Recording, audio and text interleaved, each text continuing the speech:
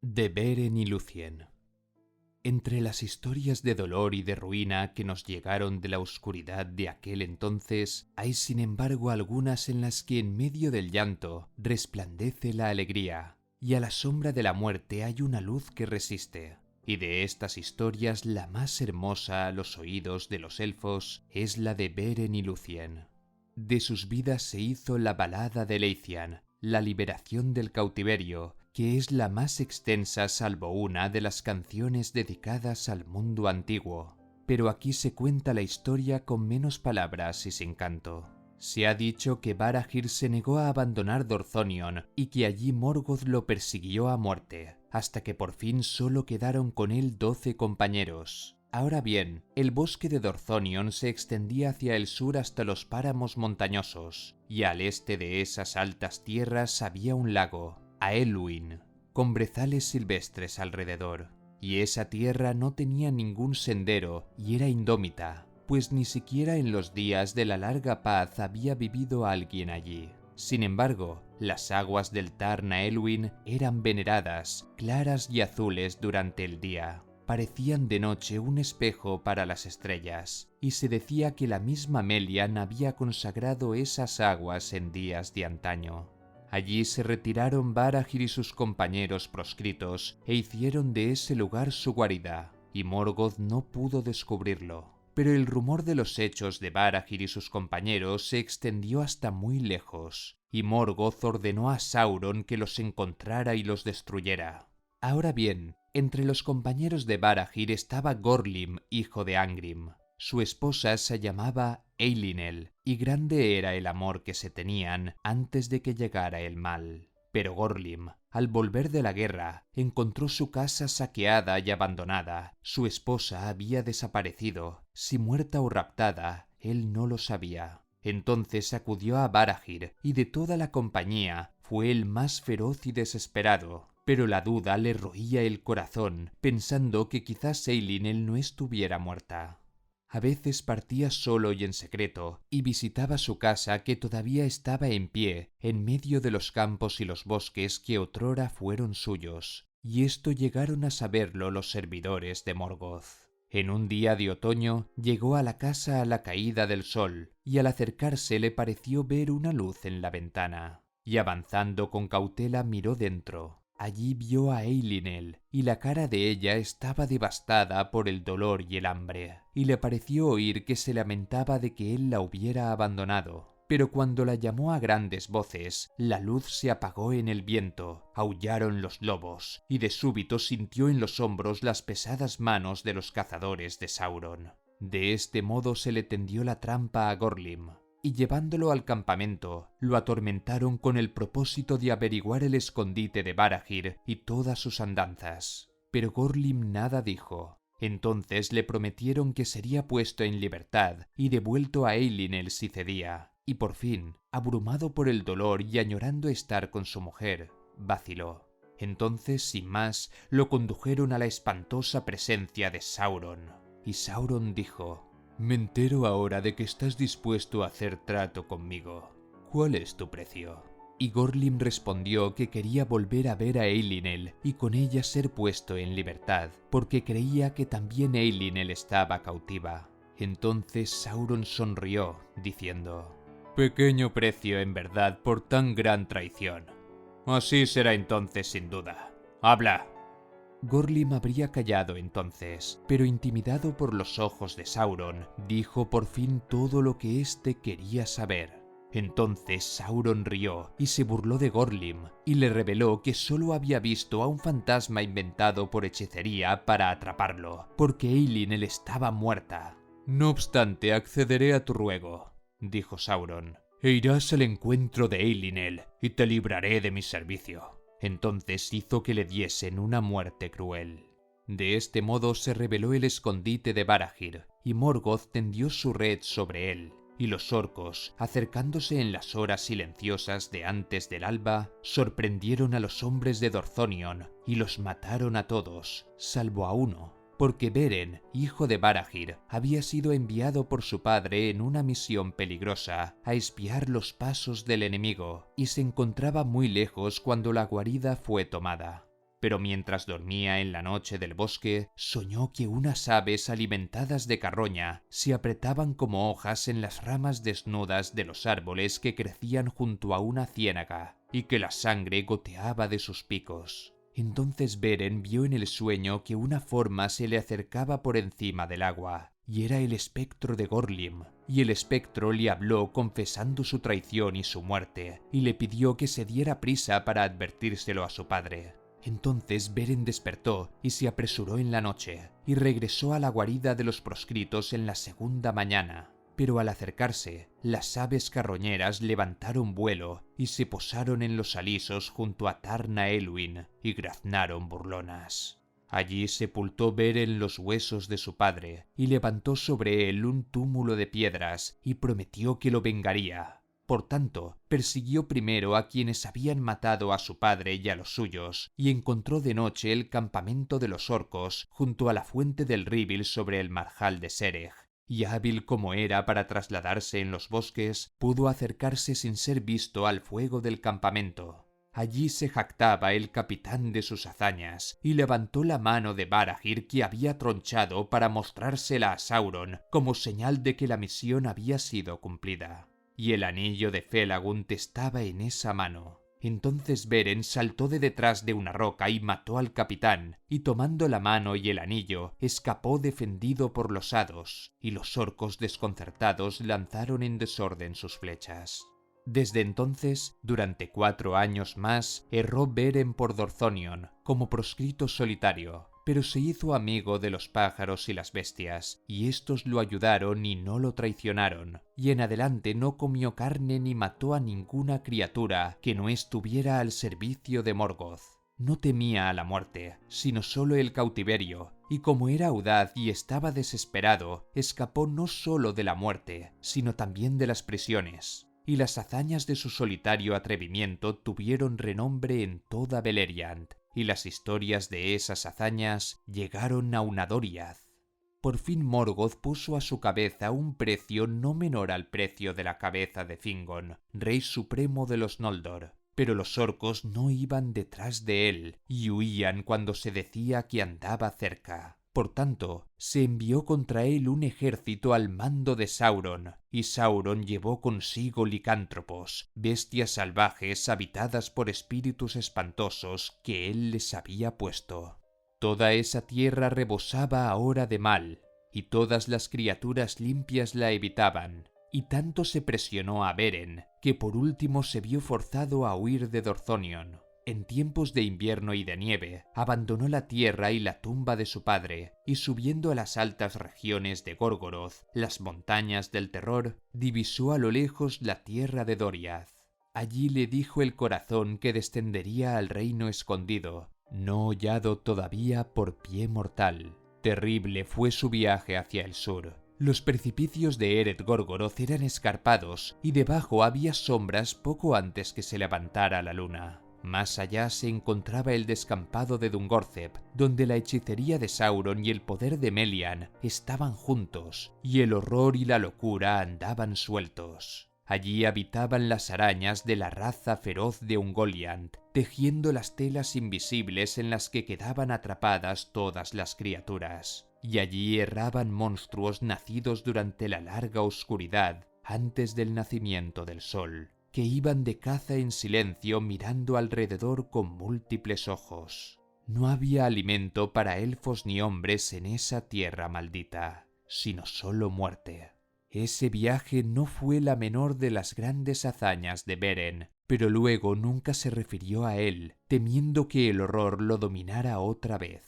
Y nadie sabe cómo pudo orientarse y encontrar senderos que ningún hombre o elfo se había atrevido a aullar hasta entonces y llegar a las fronteras de Doriath.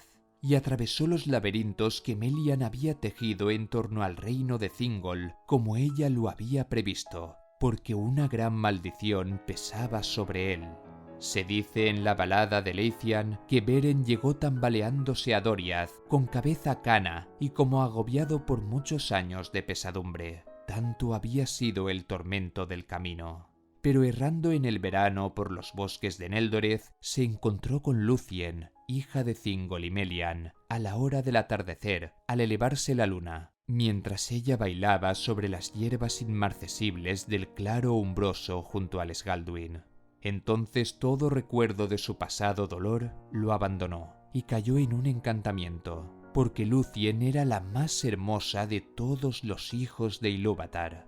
Llevaba un vestido azul como el cielo sin nubes, pero sus ojos eran grises como la noche iluminada de estrellas. Estaba el manto bordado con flores de oro, pero sus cabellos eran oscuros como las sombras del crepúsculo, como la luz sobre las hojas de los árboles, como la voz de las aguas claras, como las estrellas sobre las nieblas del mundo. Así eran la gloria y la belleza de Lúthien, y tenía en la cara una luz resplandeciente. Pero ella desapareció de súbito, y él se quedó sin voz, como presa de un hechizo, y durante mucho tiempo erró por los bosques, impetuoso y precavido como una bestia, buscándola. La llamó en su corazón Tinubiel, que significa ruiseñor, hija del crepúsculo en la lengua de los elfos grises, pues no conocía otro nombre para ella, y la vio a lo lejos como las hojas en los vientos de otoño, y en invierno como una estrella sobre una colina, pero una cadena le aprisionaba los miembros. En la víspera de la primavera, poco antes del alba, Lúthien bailó en una colina verde, y de pronto se puso a cantar. Era un canto vehemente que traspasaba el corazón, como el canto de la alondra que se alza desde los portones de la noche y se vierte entre las estrellas agonizantes, cuando el sol asoma tras las murallas del mundo. Y el canto de Lúthien aflojó las ataduras del invierno, y las aguas congeladas hablaron, y las flores brotaron por la tierra fría por la que ella había pasado. En ese momento el hechizo de silencio cesó de repente, y Beren la llamó, gritando Tinubiel, y los bosques devolvieron el eco del nombre. Entonces ella se detuvo maravillada, y no huyó más, y Beren se le aproximó. Pero cuando Tinubiel lo miró, la mano del destino cayó sobre ella, y lo amó. No obstante, se deslizó de entre los brazos de Beren y desapareció en el momento en que rompía el día. Entonces Beren cayó desmayado en tierra como quien ha sido herido a la vez por el dolor y la felicidad, y se hundió en el sueño como en un abismo de sombra. Y al despertar estaba frío como la piedra, y sentía el corazón árido y desamparado, y con la mente errante andaba a tientas como quien ha sido atacado de súbita ceguera y trata de atrapar con las manos la luz desvanecida. Y así empezó a pagar el precio de la angustia por el destino que le había sido impuesto, y en este destino estaba atrapada Lúthien, y siendo inmortal compartió la mortalidad de Beren, y siendo libre se ató con las cadenas de Beren, y ninguna Eldalie había conocido una angustia mayor. Sin que Beren lo esperara, ella regresó al sitio donde él estaba sentado en la oscuridad, y hace ya mucho en el reino escondido puso su mano en la de él. En adelante vino a verlo con frecuencia, y se paseaban secretamente por los bosques desde la primavera hasta el verano, y ningún otro de los hijos de Ilúvatar tuvo alegría tan grande, aunque el tiempo fue breve. Pero Daeron el bardo también amaba a Lúthien, y espió sus encuentros con Beren, y los denunció a Thingol. Entonces el rey se llenó de enojo, porque amaba a Lúthien más que a ninguna otra cosa, poniéndola por encima de todos los príncipes de los elfos, mientras que a los hombres mortales ni siquiera los tomaba como sirvientes. Por tanto, le habló a Lúthien con pena y asombro, pero ella no quiso revelarle nada hasta que él le juró que no haría morir a Beren ni lo tomaría prisionero. Pero envió a uno de sus sirvientes a que se apoderaran de él y lo condujeran a Menegroth como un malhechor. Y Lúthien se anticipó y llevó ella misma a Beren ante el trono de Thingol como si fuera un huésped honorable. Entonces Thingol miró a Beren con desprecio y enfado, pero Melian guardaba silencio. «¿Quién eres?», preguntó el rey, «que llegas aquí como un ladrón y te aproximas a mi trono sin ser invitado». Pero Beren, atemorizado, porque el esplendor de Menegroth y la majestad de Thingol eran muy grandes, nada respondió. Por tanto, Lúthien habló y dijo: «Él es Beren, hijo de Barahir, señor de los hombres, poderoso enemigo de Morgoth. La historia de sus hazañas se canta aún entre los elfos». «Que sea Beren quien hable», exclamó Thingol. «¿Qué quieres, desdichado mortal? ¿Y por qué motivo has abandonado tu tierra para entrar aquí, lo que está prohibido a tus iguales? ¿Puedes dar una razón por la que no deba imponerte un severo castigo por tu insolencia y tu locura?» Entonces Beren, levantando la cabeza, contempló los ojos de Lúthien, y luego miró también a Melian, y le pareció que le ponían palabras en la boca. Perdió el miedo y recuperó el orgullo de la más antigua casa de los hombres, y dijo: «Mi destino, oh rey, me condujo aquí, a través de peligros que aun pocos de entre los elfos se atreverían a afrontar, y he encontrado aquí lo que en verdad no buscaba, pero que ahora quiero tener para siempre, porque está por encima de la plata y el oro, y ninguna joya se la iguala. Ni la roca, ni el acero, ni los ruegos de Morgoth, ni todos los poderes de los reinos de los elfos me separarán del tesoro de mis deseos, porque Lúthien, tu hija, es la más bella de todas las criaturas del mundo». Entonces un grave silencio pesó en el recinto, porque los que allí se encontraban estaban asombrados y asustados, y creyeron que Beren sería muerto. Pero Thingol habló con lentitud, diciendo: «Con esas palabras te has ganado la muerte, y la muerte encontrarías enseguida, si yo no hubiera hecho un juramento apresurado, de lo que estoy arrepentido. Mortal de bajo nacimiento, que has aprendido a arrastrarte secretamente como los espías y esclavos de Morgoth». Entonces le respondió Beren: «La muerte podéis darme, la haya yo ganado o no, pero no soportaré que me llaméis de bajo nacimiento, ni espía, ni esclavo. Por el anillo de Felagund, que él mismo dio a Barahir, mi padre, en el campo de batalla del norte, mi casa no se ha ganado epítetos tales de elfo alguno, sea él rey o no». Las palabras de Beren eran orgullosas, y todas las miradas se fijaron en el anillo, porque lo sostenía en alto, y en él resplandecían las joyas verdes que los Noldor habían inventado en Valinor.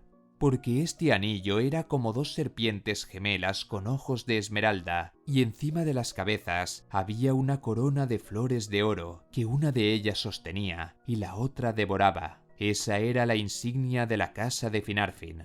Entonces Melian se inclinó hacia Thingol, y en un susurro le aconsejó que se tranquilizara. «Porque no serás tú», le dijo, «quien dé muerte a Beren, y lejos y libre irá guiado por el destino antes de que le llegue el final. No obstante, ese destino está unido al tuyo. Haz caso». Pero Thingol miró en silencio a Lúthien y pensó en su corazón: «Hombres desdichados, hijos de pequeños señores y reyes de corta vida. ¿Ha de poner alguien semejante las manos en ti y sin embargo seguir con vida?». Entonces, rompiendo el silencio, dijo: «Veo el anillo, hijo de Barahir, y entiendo que eres orgulloso y crees tener mucho poder. Pero las hazañas de un padre, aun cuando estuviera a mi servicio, no bastan para ganar a la hija de Thingol y Melian. Escucha ahora. También yo deseo un tesoro al que no tengo acceso, porque roca y acero y los fuegos de Morgoth me apartan de la joya que querría poseer, en oposición a todos los poderes de los reinos de los elfos. No obstante, dices que tales impedimentos no te amilanan. Haz pues como lo propones. Tráeme en la mano uno de los Silmarils de la corona de Morgoth, y entonces, si así ella lo quiere, Lúthien podrá poner su mano en la tuya. De ese modo tendrás mi joya, y aunque el destino de Arda esté ligado a los Silmarils, me tendrás por generoso». De esta manera forjó el destino de Doriath y quedó atrapado en la maldición de Mandos. Y quienes lo escucharon advirtieron que Thingol, aunque renunciaba al juramento, lo mismo mandaba a Beren a la muerte, pues sabían que todo el poder de los Noldor, antes de que se quebrantara el sitio, no había valido ni siquiera para ver desde lejos los relumbrantes Silmarils de Fëanor, pues habían sido engarzados en la corona de hierro, y en Angband se estimaban por encima de toda riqueza. Y en torno estaban los Balrogs e innumerables espadas y fuertes rejas, y muros inexpugnables y la oscura majestad de Morgoth. Pero Beren rió. «Por bajo precio», dijo, «venden a sus hijas los reyes de los elfos, por gemas y por cosas de artesanía. Pero si esta es vuestra voluntad, Thingol, la cumpliré. y cuando volvamos a encontrarnos, mi mano sostendrá un Silmaril de la corona de hierro, porque no veis por última vez a Beren, hijo de Barahir. Entonces miró los ojos de Melian, que nada dijo, y se despidió de Lúthien Tinubiel, e inclinándose ante Thingol y Melian, apartó a los guardianes que lo rodeaban y partió solo de Menegroth. Entonces por fin habló Melian y dijo a Thingol: «Oh, rey, has concebido un plan astuto, pero si mis ojos no han perdido la vista será para tu mal. No importa que Beren fracase en su cometido o lo lleve a cabo, porque has condenado a tu hija o te has condenado a ti mismo, y ahora Doriath está sometida a los hados de un reino más poderoso». Pero Thingol contestó: «No vendo a hombres o elfos lo que amo y estimo por sobre todos los tesoros, y si hubiera esperanza o temor de que Beren volviera vivo a Menegroth, no contemplaría otra vez la luz del cielo, aunque yo lo haya jurado». Pero Lúthien calló, y desde esa hora no volvió a cantar en Doriath. Un silencio profundo se hizo en los bosques, y las sombras se alargaron en el reino de Thingol. Se dice en la balada de Leithian que Beren pasó por Doriath sin ser molestado, y llegó al fin a la región de las lagunas del crepúsculo y los marjales del Sirion, y dejando atrás la tierra de Thingol, trepó a las montañas sobre las cataratas del Sirion, donde las aguas se precipitan bajo tierra con gran estrépito. Desde allí miró hacia el oeste, y a través de la niebla y las lluvias que bañaban esas colinas, vio Talath Dirnen, la planicie guardada, que se extendía entre el Sirion y el Narok, y más allá divisó a lo lejos las altas tierras de Tauren en Faroth que se levantaban sobre Nargothrond, y sin esperanza ni designio, volvió hacia allí sus pasos.